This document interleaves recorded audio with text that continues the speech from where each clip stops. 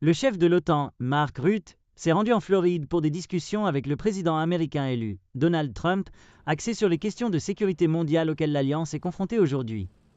Cependant, cela ressemble davantage à une rencontre de courtoisie. Rutte est perçu comme une figure plus pacifique envers Trump au sein de l'Alliance, qui s'inquiète de l'approche dure du républicain, et il est dit qu'il a veillé à maintenir de bonnes relations avec lui tout au long. Au cours de son premier mandat en tant que président, Trump a contraint les pays de l'OTAN à augmenter leurs dépenses de défense. Après ses menaces en 2018 qu'il pourrait retirer les États-Unis de l'Alliance, où ils sont un contributeur majeur, la grande majorité des membres dépensent désormais les 2% du PIB requis. Rutte, ancien Premier ministre des Pays-Bas, a exprimé son désir de rencontrer Trump immédiatement après que ce dernier a remporté les élections présidentielles du 5 novembre. Ce que nous observons avec attention, c'est particulièrement le fait que la Corée du Nord, l'Iran et la Chine, ainsi que la Russie, bien sûr, travaillent ensemble contre l'Ukraine, a récemment déclaré Rutte lors d'une réunion avec des dirigeants européens à Budapest, tout en exprimant son inquiétude concernant la livraison de technologies à la Corée du Nord, affirmant qu'une telle pratique menace le sol américain et le continent européen.